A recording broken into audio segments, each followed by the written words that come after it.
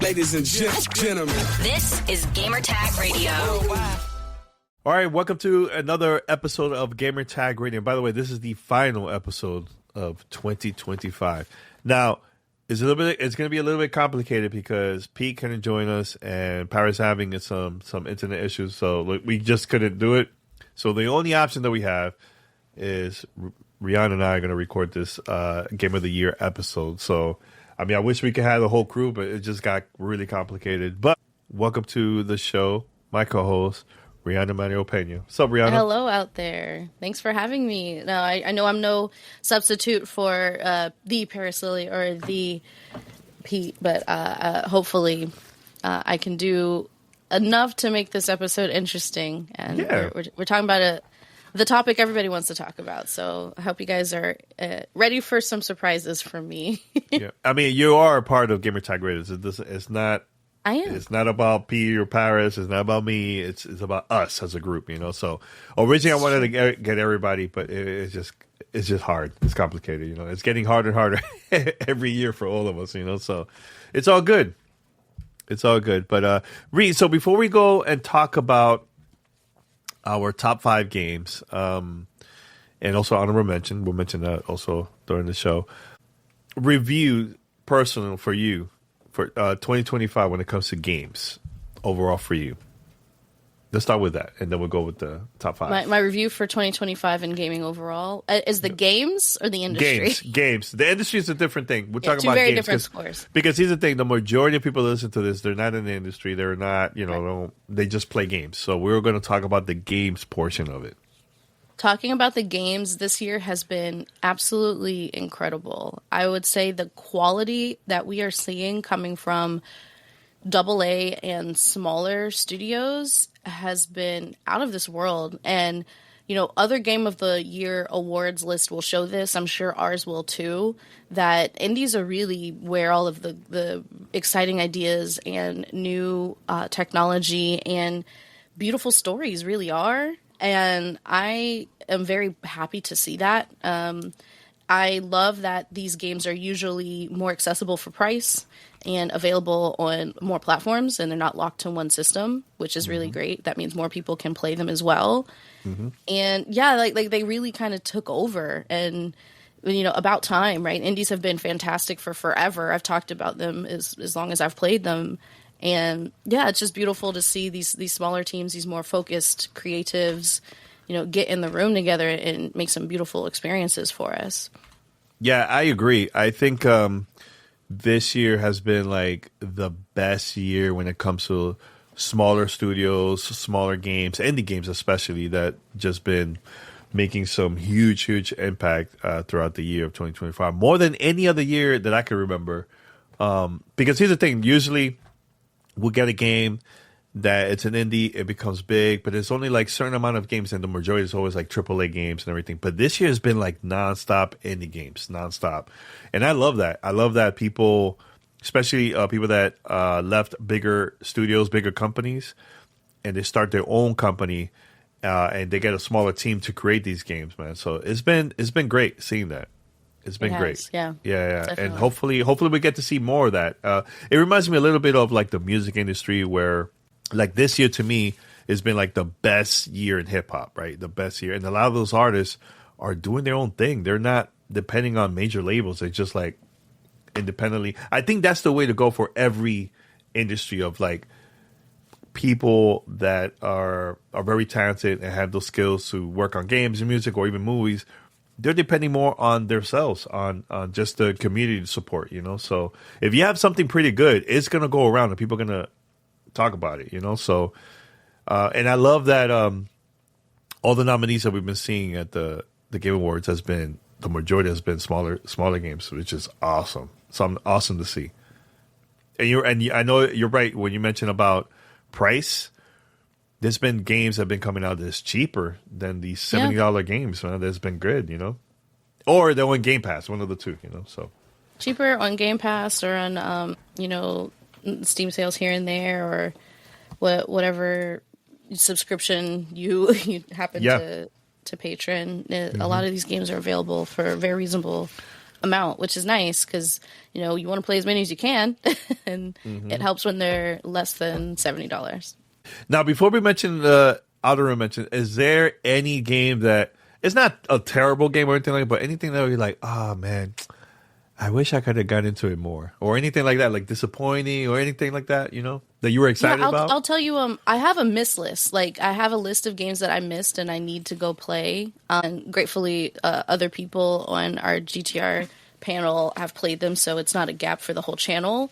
But me personally, I didn't get to play a couple of games that I really want to, and that I think might potentially have a place on my top 5 list, or at least an honorable mention, once I do get to it. But, you know, it's a busy year. It's the beginning of December. Like, we didn't have a lot of downtime to get through a lot of this stuff once things came out in the fall. Like, the early year, part of the year was a lot easier to get to. But what I'll mention right off the bat, I have 2, is Keeper. And wait, these are honorable mentions? This is honorable mentions? No, these are my missed list. Games that I missed that I don't have a place to put them because I haven't played them yet. Okay. And they're on my 2 playlist. One of them is Keeper. This is a game that I know Paris played and loved, and some other friends of ours have said nothing but great things about, and I know I'll probably love that game too. Just haven't gotten a chance to get to it yet. The other is Hollow Knight Silksong, and I know that's a big one for a lot of people this year, especially as we're talking about indies, right? And the long-awaited follow-up, it's definitely on a must-play list for pretty much everybody I know, but I just haven't gotten to it yet. And so those are 2 that I have not played. I don't know where they would score for me, but I do want to mention that they're probably in my wheelhouse. I just haven't gotten a chance to get my hands on them. I know this year we're actually in a couple of weeks, we're actually going to Dominican Republic. By the time you listen to this episode, we're going to be over there. So I might be playing these then. Like, that's what I was saying. Like, because Keeper is another game for me that I totally miss. Like, I have it downloaded. I just haven't had the time because I'm playing other games, you know. And and look, I know that's a shorter experience compared to the bigger indie games or bigger games out there. So I'm going to try that game for sure during our vacation, because we're just going to relax. We're going to play some games. We're going to spend time with the family. You know, is there anything on your miss list, Danny? I'm curious to know. Keeper is up there for me. Yeah, Keeper is up there for me. Like, I heard nothing but great things about the game, and I totally missed it.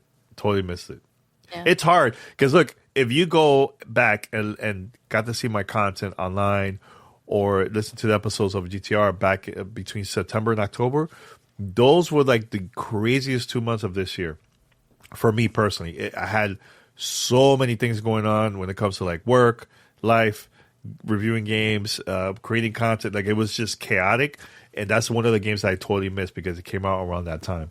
You know, so I mean, put it this way: Xbox sent out Ninja Gaiden, Keeper, and The Outer Worlds all at the same time. Like, yo, there's no way I'm going to review this. It's only me. Like, it's me. Paris is doing, like, Paris is playing it too. You know, like, it's too much for one person, you know? So, I mean, that's why we have the benefit of a team. Yeah, exactly. But it was just hard. I mean, we'll talk about it in the future once we play it. Hopefully when we come back, we could talk about it and everything. So, all right. So, we're going to start. I want to talk about our honorable mentions. I have 3, but I'm probably going to, I don't know. Like, I've been conflicted. Should I mention just 2 or 3? But these 3 games I've really enjoyed. I have 2, and then I have 1 on behalf of Paris. So we can do your 3, I think. Oh, really? Wait, behalf of Paris? Are you talking to him right now? No. The one that I know that he will want to be in the annals of the show. Oh, okay. Something we talk about during this episode. Here's the thing. I don't know I don't know anything what Paris, or P have like a list. I have no idea. Because I wanted to keep it as a surprise. I love doing that because I want us to have conversation and also be surprised at the moment, you know, when we talk about it. So, do you would like to start? Mention one of the honorable mentions, and I'll go back and forth. And yeah. I'll go with my first honorable mention. On behalf of Paris Lilly, I know that he will want to have this game mentioned in our Game of the Year conversation, and it is not on my list, but it is worthy of talking about and recommending, which is The Alters. This game is, again, another indie game.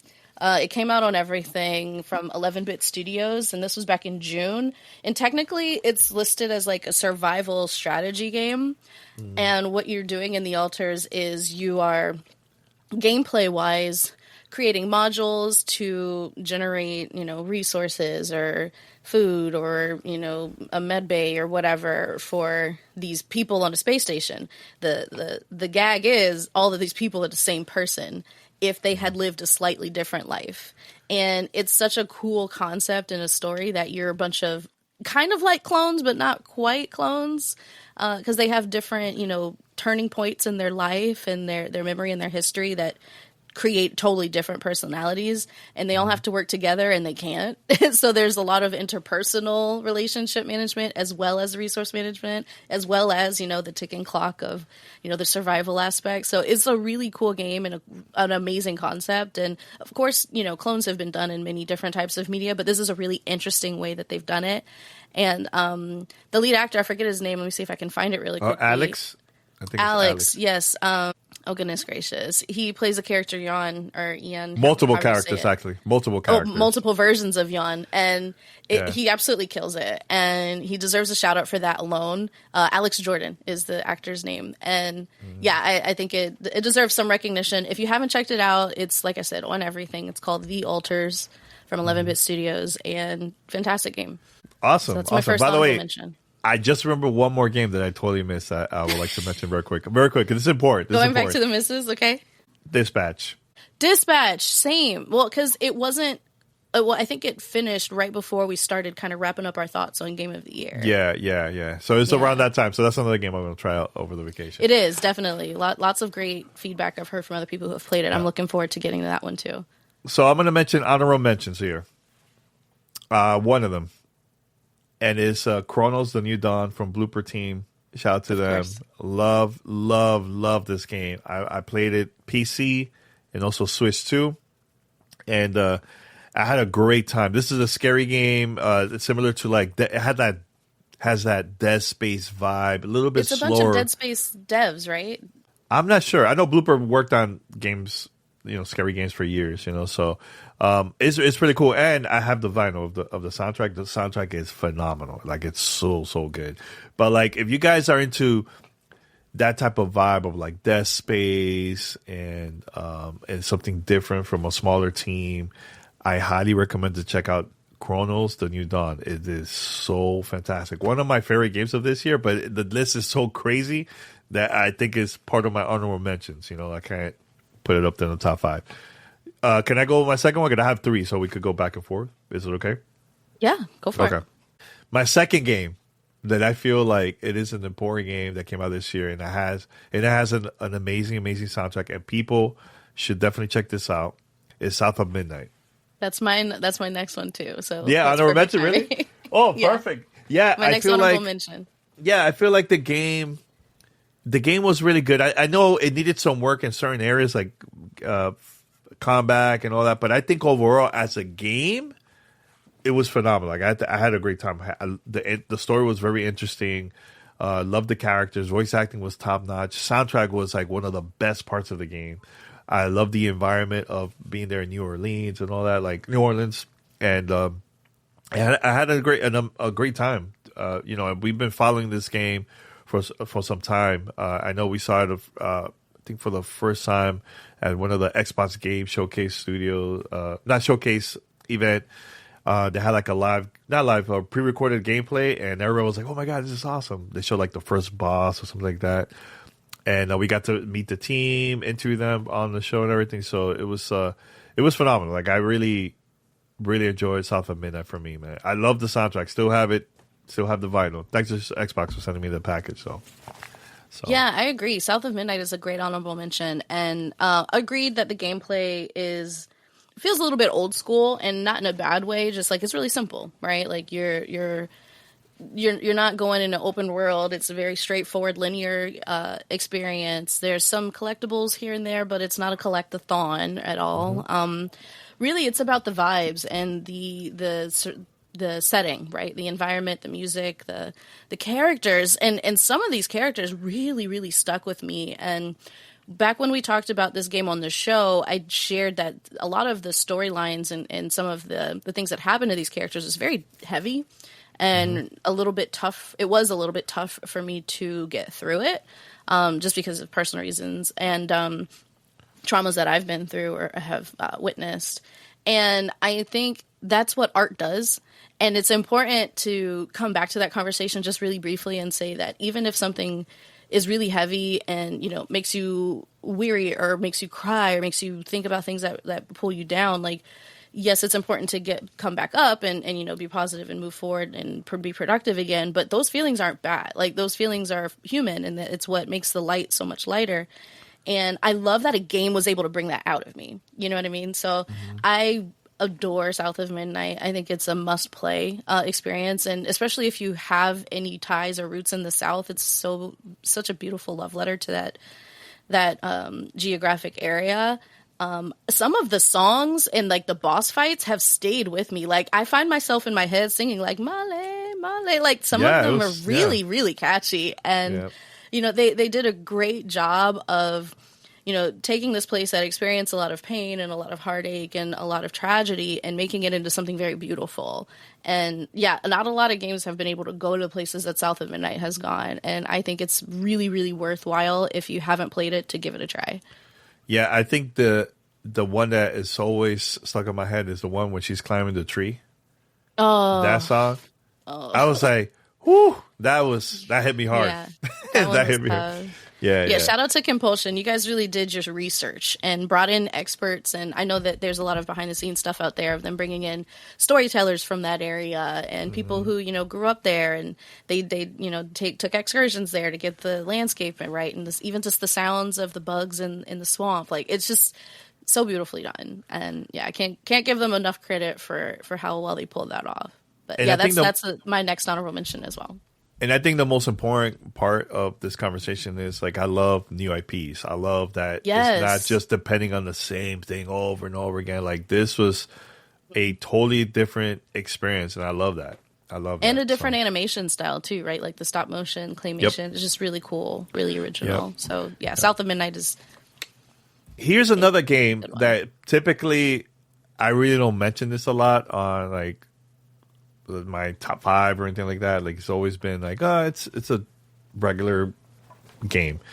Assassin's Creed Shadows. I think that game was phenomenal. I just love that Ubisoft took it to a totally different place in Japan, and you have 2 characters there. One of them is a black character, and it was like it was fun learning a little bit about the history. It's not 100% accurate, you know, but it was a lot of fun. I actually enjoyed it more than Ghost of Yotei. Both phenomenal games, you know, but when I had to, like, pick an honorable mention, to me, I feel like Assassin's Creed Shadows stood out a bit more than Ghost of Yotei.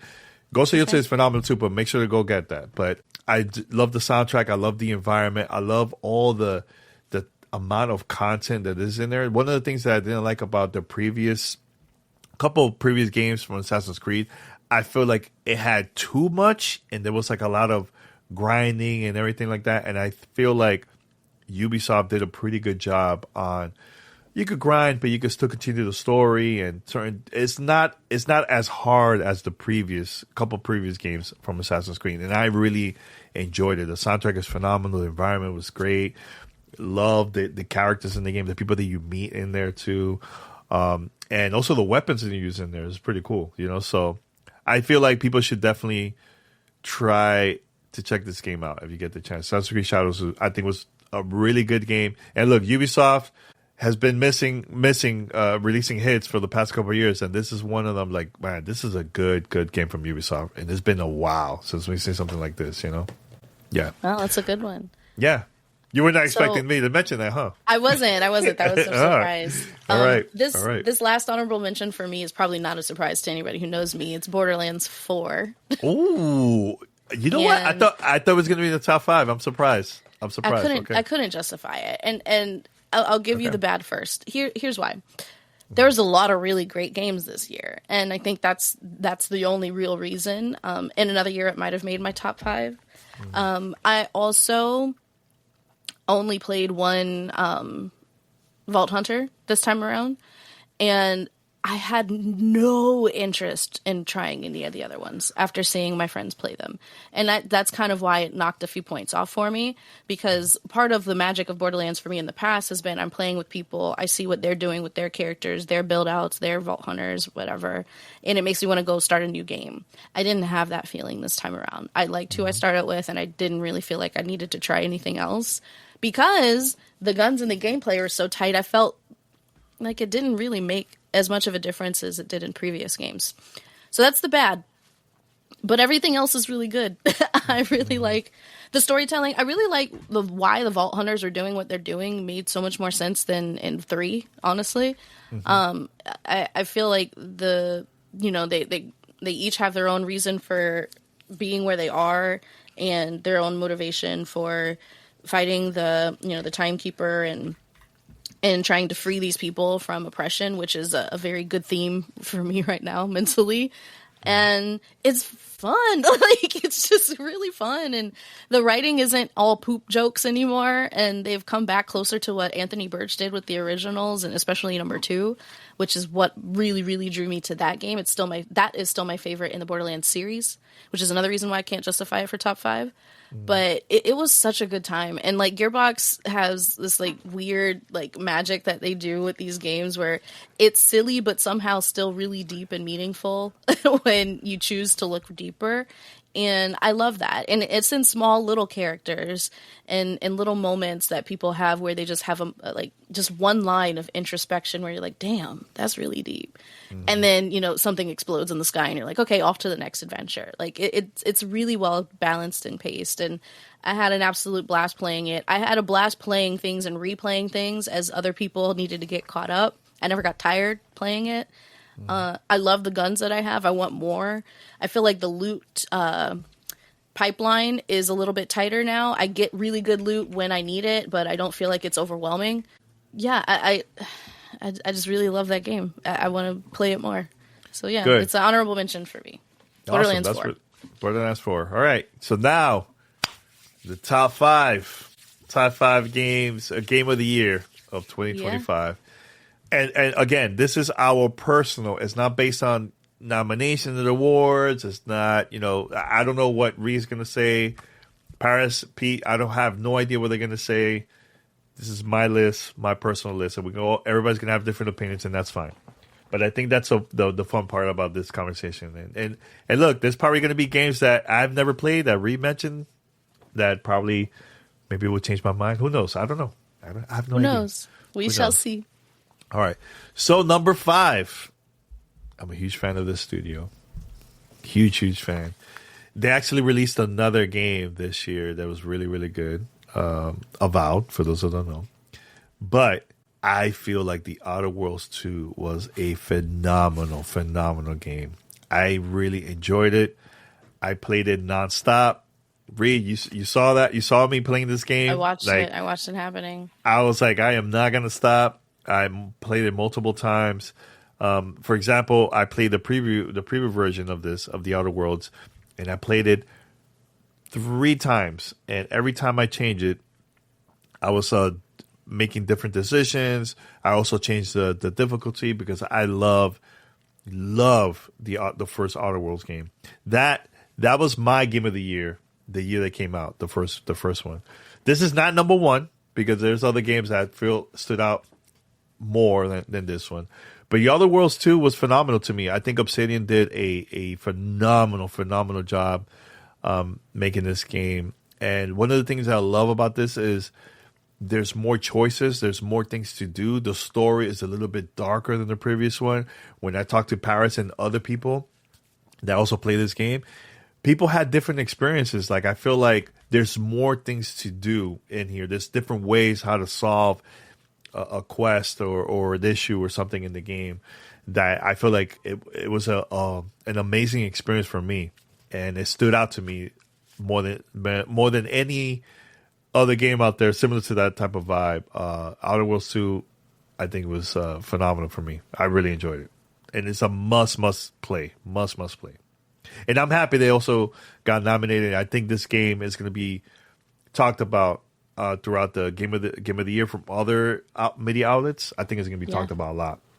Yeah, Obsidian, they are some hit makers over there. They know how to make a game. That's for sure. Mm-hmm. And I think this was my favorite Xbox game of 2025. Mm-hmm. Okay. Yeah, more than any other game. That's huge. Well, shout out to, what is it? Outer Worlds 2. I always want to say Outer Wilds. Outer Worlds 2. Outer Worlds 2. Mm-hmm. All right, your turn. Number 5. Number 5 for me, I just played a second ago on a flight that I took this morning. It's Luminous Arise from Enhanced. Ooh, number 5? Interesting. Number 5. I thought it was going to be higher, but okay. It's not higher. Luminous Arise is an amazing game. I love the Effect sub-series, I guess, from Enhanced. So Tetris Effect, especially the connected one.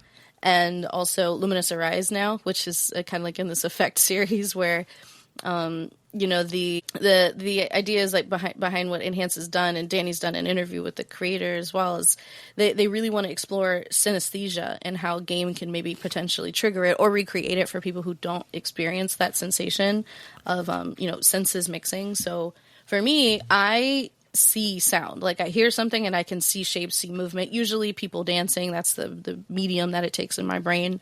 Mm-hmm. And there have been moments where Luminous Arise completely overwhelms me because it does tap into my synesthesia. It does what it wanted to do. So the game is a success. It's also really fun. It's also really beautiful. It's also super, super challenging for me because it is not Tetris. And I have, 30 years of experience playing Tetris versus a couple months of experience playing a Luminous game. So there's a huge learning curve for me, and I've been going through their practice modes, and their practice modes actually have made me better. And that's maybe the first time in a puzzle game that I feel like the practice modes have actually increased my skill level and awareness and like natural innate instincts in a game. And to give so many points to a tutorial mode is kind of strange, but truly, it's maybe one of the best tutorials I've ever seen in a video game. And it's, in Luminous Arise. So it gave a lot of points for that.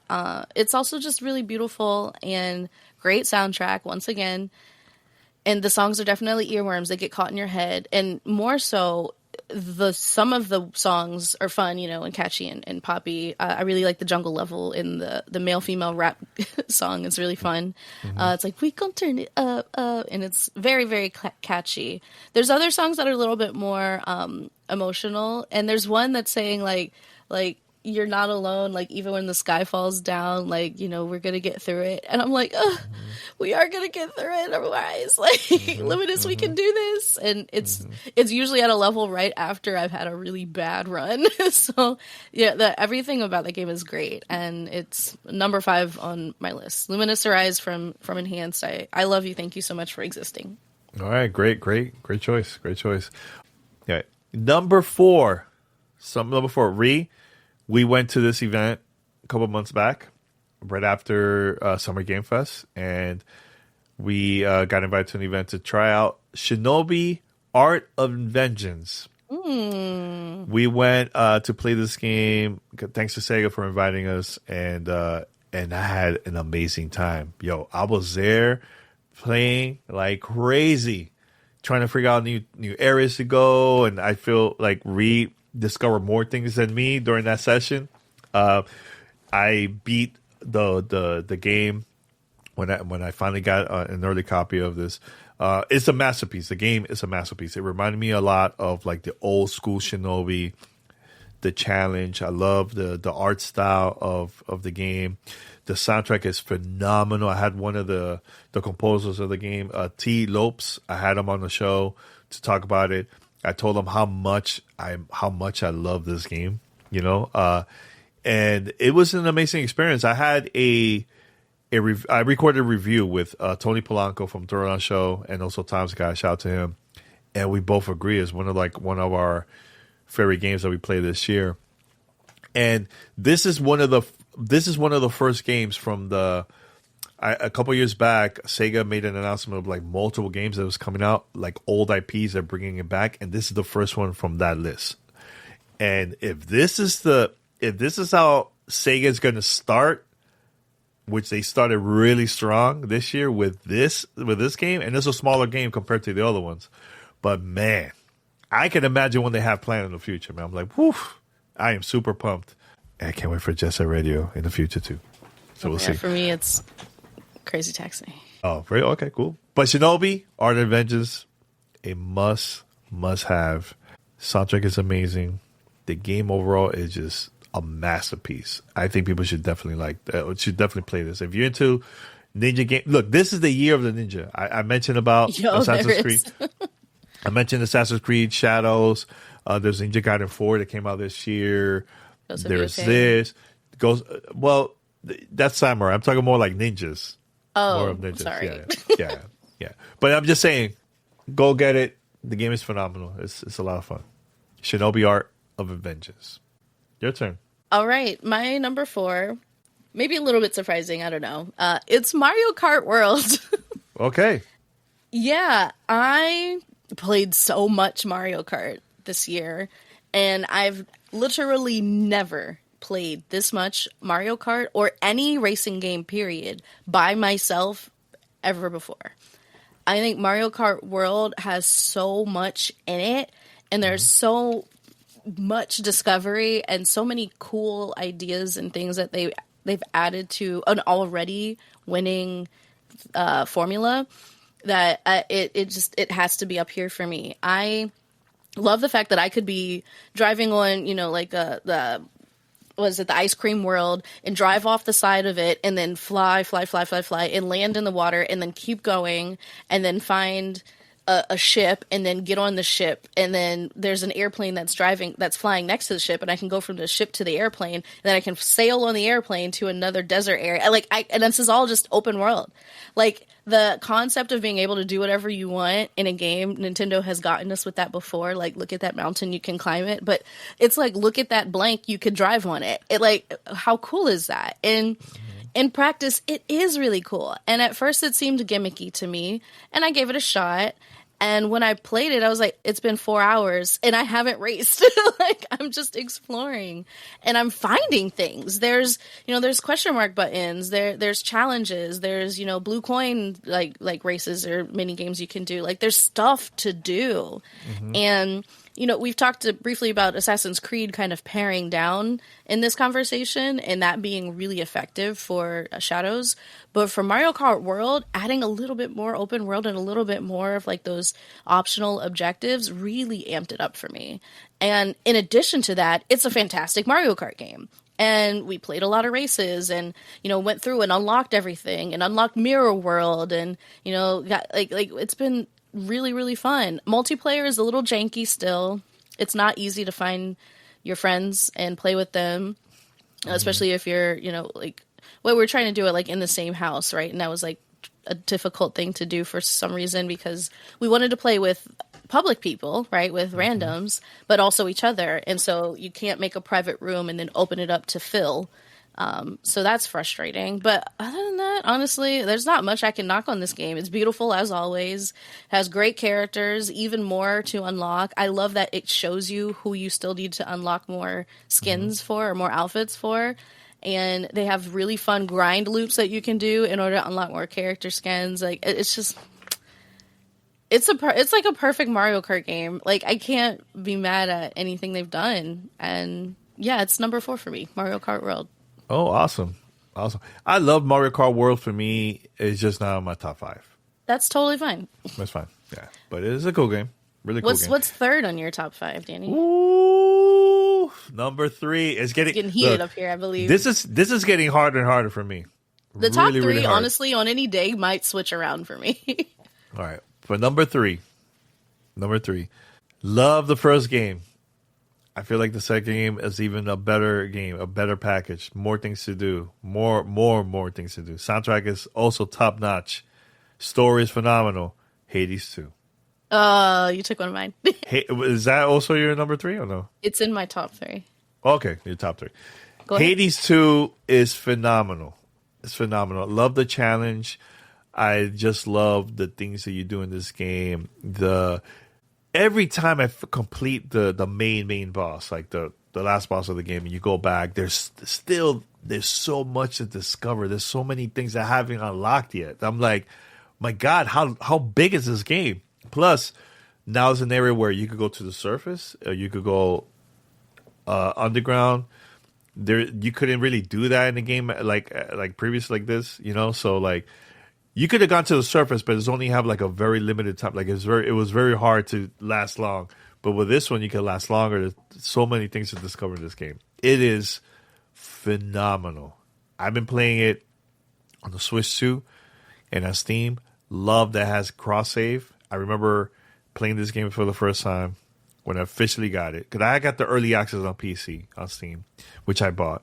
The Switch 2 version, I got the review code from the publisher, from the studio, and I was like, oh my God, is it gonna like transfer the stuff that I did from my Steam account? Let's see. Yo, the process was super easy. I'm like, this is phenomenal. I wish other games would do this, you know? So it is so good. Let me tell you, Hades 2 is one of my favorite games of this year. Like, it is so good. Top 3 for sure, because the other 2 is up there. But it's so different games. But, guys, make sure to check it out. I have the soundtrack of the first one. We both have it. We both have the two vinyls of the same soundtrack, because we loved Beautiful that soundtrack so much vinyls. of the first one. They're partially transparent. Like, it's just, they're gorgeous. Mm-hmm. And let me tell you, if they release a Hades 2 vinyl like that soundtrack, I'm buying it. I'm buying it day one. It is that good. It is that good. And let me tell you, the voice acting, better. It's so good. Like, it's the whole game is so phenomenal, man. So that's my number 3. So because it is on my list, should I wait to talk about it when I get to it? No, go to your number 3. We're going in order. My number 3 is Split Fiction. Ooh, interesting. Okay. Interesting. That's a Split good Fiction that's a from good Hazelight pick. Studios. These are the co-op kings. I'm going to go ahead and say it. They know how to make a co-op game. They are so good at making 2 people have fun together, and challenge them together and force them to communicate in new ways, and show them both different things that they can each be excited about and share with each other in a game. One of the coolest co-op games I've ever played in my life. And Danny, thank you for playing with me. This game is not long. It's not, open world. It has fine music. I don't remember it very well, but it's the experience of playing Split Fiction is something I've never experienced before.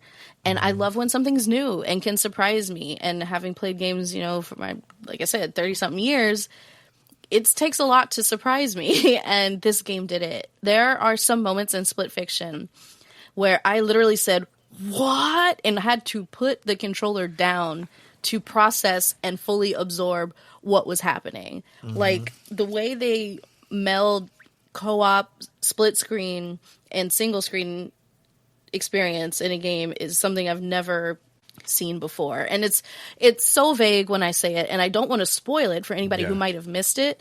So I'm just gonna say there if you like co-op games, if you like playing with the person, and both of you are competent, right? Like, don't play it with a kid or a parent who aren't as familiar with platforming in action games, because there's some real challenging sequences.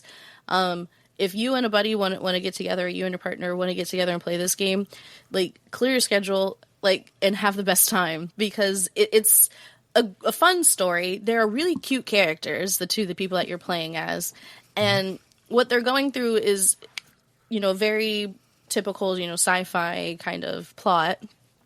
But the presentation layer, the execution of it is unbelievably good. And you have sections where you need to work together. You have sections where you're working on your own. You have sections where you're both working against something. Sections where you're both trying to help each other solve a puzzle on each other's screens. Like there's just so many cool ways they did co-op differently. And I love that couch co-op is back in the conversation for games, and this game is a big, huge reason for that. So shout out to Hazelight Studios. You did your thing with Split Fiction. It's something it's unlike anything I've ever played before, and I can't recommend it enough. If you have a co-op partner, this is an absolute must play. And it's playable everywhere. So again, we love games that come from mid-sized studios that are accessible. And this is third on my list. Let me tell you, playing that game with you was one of the highlights of the year for me. Like, Absolutely. There was a moment that we both paused the game and looked at each other like, how? How did I manage to do that? Like, it was just like, I have never seen that before. Never seen that before. Yep. Oh, my God. Still to this day, like, how in the world they managed to design this game like this? It is something that I have never, ever in my life ever seen something like that or experienced something like that before. So, I believe that they still sell it so that if you buy it, your friend can play in another system for free. For free. Mm-hmm. And if you're not in the same place. So if you're, a million miles away from your co-op partner, you can still give this one a try. Yeah, and remember, this game was published by EA, and I know people, they're like, wait, you could do that? I'm like, yeah, that's something that's really cool, and I'm glad that they did that. And the game is not expensive; it's cheap. So, and it's out. It's also on Switch too. It came out later, but it's out there also. All right, number 2. Love this game so much. I know this game has been talked about a lot this year. Love RPGs. I know I mentioned The Outer Worlds 2, but it's totally two different games. Okay. There was moments I got emotional. Voice acting was like top notch. I think the best voice acting of any other game this year, in my opinion. The experience is phenomenal. Like how we felt with Split Fiction, like the way how they designed the game, the experience, and like, the way how you play. And I multiple times got goosebumps playing this game. And the combat is one of the best combat that I've ever seen of this year, hands down. Period. Of any other game. Claire Obscure Expedition 33. Expedition 33. One of the best games that I played this year. My God. The first few hours was like, wow, and something happened that it completely changed the game. I'm like, this early? We're going to start the game like this early? Oh my, like, it was just like, it was just phenomenal. Like, I just love the way how they developed this game, because I love RPG games. I love, Final Fantasy, RPGs, like similar to that. This one has that, but it's like a new type of vibe. So you have to play this to experience it, like, so you can see what I'm talking about. Like, I don't want to spoil it, but my God, it was one of the best that I ever experienced, man. And let me tell you, there's some bosses that's very, very challenging. It reminded me of playing, and this is like during the Super Nintendo era. Yep, when Final Fantasy 3 over here, that's what it's called, but in Japan is 6. Like the mechanics, how you play, how you use your characters to like combat with the controllers, because typically it's like use D-pad, press A, B, select, whatever. This one at that time was like similar to like playing like Street Fighter 2. You do the left down right. You press the button, similar to that, but with this, they're like the combat mechanics in this is so different and so unique. It reminded me of playing like a game like that from like back in the early 90s. That stood out to me. And I hope that developers learn the way how this game was developed and they make something like that, like a new type of experience. Because typically we're so used to the same thing over and over again, the way how we play RPGs. And I love that these developers are fans of those RPG games, but are like, nah, let's change it. Let's change the experience, something different that no other studio has done before. And they managed it. I think they killed it. They killed it. They did an amazing job. And this is a smaller studio, actually. Yes, very smaller studio. So that's even a bigger thing, like how they managed to do that. I know they got probably contract help with smaller indie developers and so on, But overall, I think was it 11 or something like that? They said people have been saying that the studio was 11. It was a small studio, basically. Small group of the core developers. team, yeah. The core team, I think something like that, like a dozen people. Yeah, they did a phenomenal job. And I'm happy that this game got nominated multiple times at the Game Awards. I think this game is going to sweep. It's going to win a lot of awards. Yeah, probably. It's from Sandfall Interactive. Yeah. And this is their first game. Their first game. They worked on other games before, but as a studio, this is their first game. Yeah. So, yeah, Claire Obscure. Woo! Phenomenal game. Yeah, Five so out of that's five. such a mouthful too. Claire Obscure Expedition 33. And It's I too know long. that they joke internally about like how people can never say the whole thing, right? that look at me in the beginning. I messed up. It's so long. It's so long. It's like, all right, it's like tongue twister, you know. So Yeah. all and right. And I don't know why. Like, what would be the abbreviation for it? Like COE 3. Like you can't even not like catchy. give it like It's an not catchy. abbreviation like Black Ops or Blobs or whatever. Anyway. It's not catchy. It's not as catchy. It's not as catchy, but it doesn't have to be because it's that good. Yep. Clair Obscure is not on my list, and I'll give a couple thoughts and reasons why. Number one, I'm not a big RPG person. Like that turn-based games aren't my jam. I played it. It's absolutely worth all of the praise that it will and has received, and it's just not one of my faves. That's all. That's fine. It is absolutely worth playing. I will still say it's a must play. If you have a chance to try it, you should give it your attention because it deserves it. It's earned it.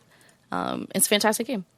We're to number 2. Number 2 for you. Number 2 for me is Blueprints. Ooh, yo, you know what? I thought it was gonna be your number 1. Okay, I'm surprised. Okay, that's good to know. It's not.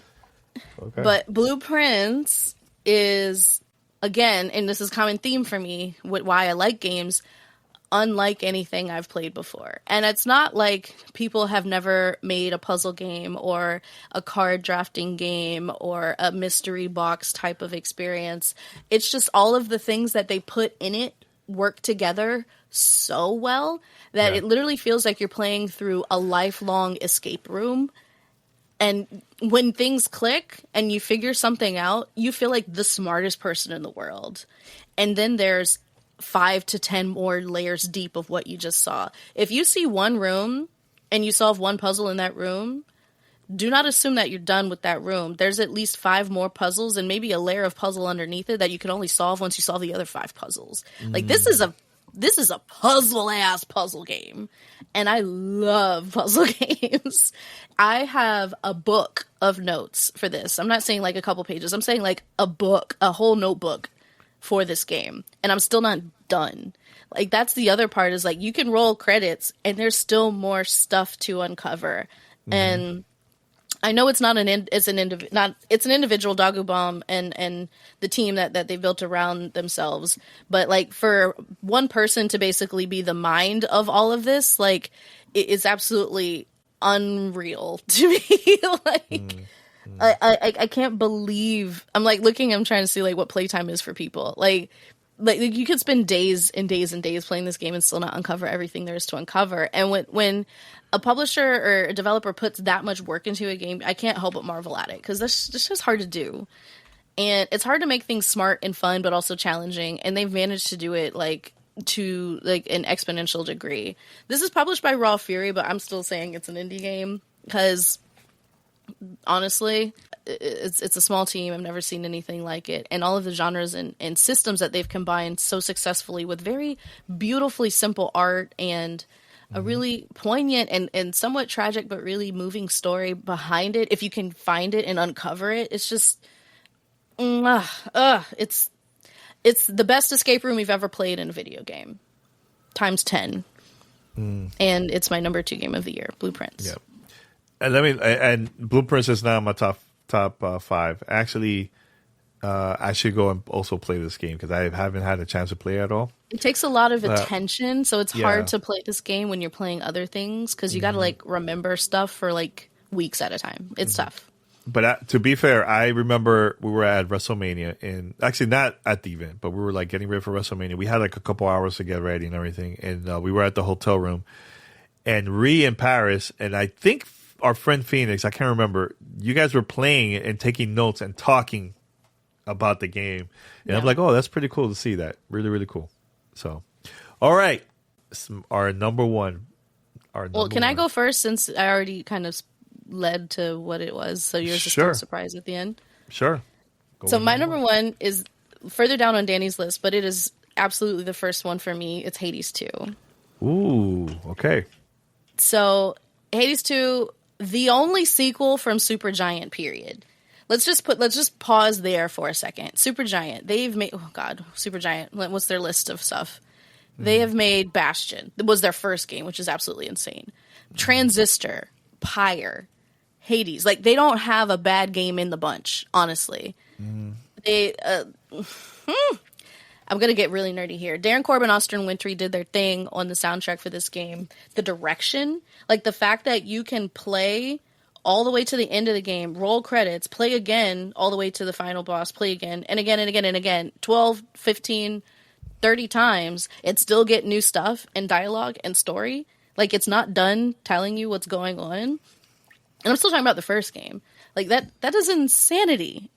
Once again, the depth of this game is really what gets me. And they've made a second one that goes even further. And not only that, the actual mechanics and like the base building part of it gets even deeper. And you're a witch who does magic in hell. Like, how cool is that, right? Like, you go not only down to the depths of hell like you did in the first game, but you also kind of fighting up to the top. And this isn't a major spoiler. It happens rarely in the beginning of the game. You can go in 2 different runs. Like, it's 2 dungeons. Like, they literally put 2 in front of everything. Like, you get double the fighting mechanics, you get double the dungeons to explore, you get double the story to uncover. Like, they made so much game in this game, and it's all such top tier game. It's all on 100. And the weapons are so well balanced. I can't even pick a favorite, which is crazy to me. Like, they have challenge modes that you can do to increase the fear level to make everything harder. If you get bored, God forbid, like, you actually get bored. And everyone's so hot in this game.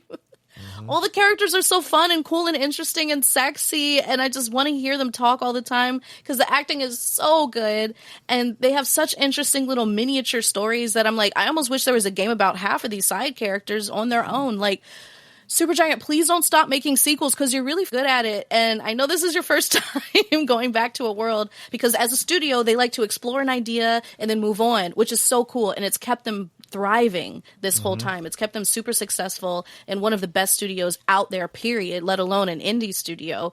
But Hades 2, my God, this might be the best sequel I've ever played. And I'm trying to think of Borderlands 2. It might be the best sequel I've ever played. Okay. And it is number 1 on my Game of the Year list for 2025. And I love that you can play it on anything you want and move your save back and forth. Thank you. Please, everybody, do that. I know it's hard.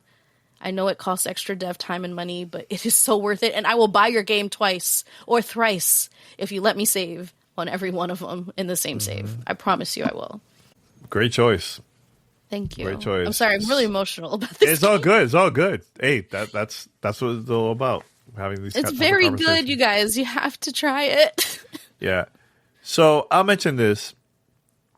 Before I mention number 1, I really thought about this. I'm like, okay, let me think about all these games that came out this year, the amount of time that I've been playing, and also replay value. I'm going back and playing it again and again and again. And there was a very few games that is at that level. Very few. Hades 2 is one of them, right?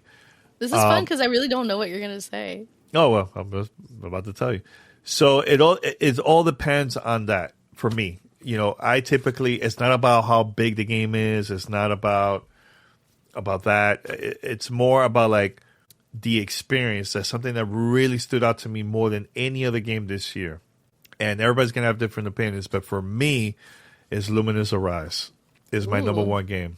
And like, put it this way, how Tetris for the Game Boy, the original Game Boy, that was like my game for that handheld. This is the game for Steam Deck and also my ROG Xbox Ally X and also the original one, the white one, where I've been playing that game on that device so many times. Like, that is the game for my handheld. I played on my PC. I wish it's on the Switch too. Like, I want this in other places. I haven't tried it yet at all on the PS5. I tried out VR just to see how it is, but handheld is where it's at for me for this game. And I just love the experience, like how we played Tetris Effect Connected years ago, and it really stood out to us during that time. this is it. Like it feels like that plus more, in my opinion. Like I feel like Enhance master the way how they develop games similar to like Tetris Effect. And I love Luminous games from the past. And I feel like they did a pretty good job on learning the good things that they got from Tetris Effect and making better. This is hands down the best Luminous games ever created from Enhance. 100%. I love it. I love the challenge. I love the soundtrack. Like the experience, like you were saying, like you're playing this game, listen to the lyrics of this game while you're playing these levels. Like it messed me up mentally. Like while I'm trying to figure out like how I could solve this to create a square, and at the same time I'm looking at the background. At the same time I'm also listening to the lyrics. Like, it's a lot to digest. It's a lot going on, right? So I feel like this game is one of the games that stood out to me more than any other game this year, and actually for the past couple of years, honestly. Like I love Luminous so much, man. Like I was super excited playing this game for the first time at Summer Game Fest. Got to meet the team. Also, having the creator on the show. Also, there's been like a one of my dreams to have him on the show to talk about not only about Luminous, but also other projects he worked on in the past from like during the Sega days and Q Entertainment days. This has been a game that really stood out to me more than any other game this year for me. And I can see this game, I can see myself playing this game for a very long time. Similar to what Absolutely. I did with the original Tetris. Like I can see that years from now. And here's the thing, I feel like people should not sleep in this game. I get it. It's a puzzle game. Not everybody's into puzzle games, and I wish people talk more about puzzles, like how we experience that throughout the years. You know, people should definitely try this game. It is so good. It's so different, and I can't wait to see what's next for Enhance, because I think they're getting better and better every time they release a game. They're getting better and better. So I will buy this game if it comes out again on another platform. I'll buy it on the Switch too. I'll buy it. I don't care. That's how much I love this game. Yeah. One request, though, when Enhance, please release a Vine on this. Oh, my God. It is so dope. So dope. So that's my number one. My number one game. I thought you knew that was my number one. No. Really? Okay. Because I haven't mentioned Luminous, and you know how much I play that game. So I know how much you play it, yes. Yeah. So cool. Anything else? It's a good list. It's a really good list. Yeah, it's different. Like, I like that every game is different. Yeah. And even in honorable mentions, like every other game is different. And I feel like this year, when it comes to games, not the industry, games, it's been phenomenal. People are getting better and better on creating content, creating games like that. I mean, you know. So. They haven't, and there really is only up to go from here. You know, the industry stuff aside, if this many new ideas and approaches and explorations of things we've played before, or things outside of games that are coming into gaming, or just things that are being born out of this medium that can't be done anywhere else. Like, if we're still seeing new and exciting things now, then I just know there's still more to come in the future, and I'm really excited about what next year is going to have in store for us, and in future years when a lot more of these veteran developers can get together on new teams and just jam and some tryouts and give us some cool games out of it. Definitely. All right, we're going to wrap it up, guys. I just want to say, this is our last episode, so I just want to say thank you so much, everyone, for supporting GTR this year. This is our 20th year, and the amount of content that we all released this year has been great, has been phenomenal. A lot of discussions, a lot of debates, lots of interviews, lots of reviews. It's been phenomenal. And this is the first year that we have Reed, too. It's been great. It's been great recording content with you. We're still doing this. I hope I've done well. Let me know. Yeah, I mean, you've been amazing. You've been amazing. And shout out to Paris and Pete. I know it's getting harder and harder on getting all of us together, but at least we managed to do that throughout the year. And hopefully next year we will do bigger things. Next year is my 25th year as a creator, so I want to do a lot of cool stuff next year, stuff that I've never done before. We'll see if everything works out, but it's been great. It's been great. And thanks to everybody that's been watching us live on Twitch and other places. Shout out to everybody that's active on Discord And stay tuned for some really cool stuff in the future that we got planned. Anything else from your side, Ree? That's it. Happy holidays, everyone. Play some games, spread some love, and be good to each other. Definitely. All right, everyone. Until next time, we're out. Bye. Bye.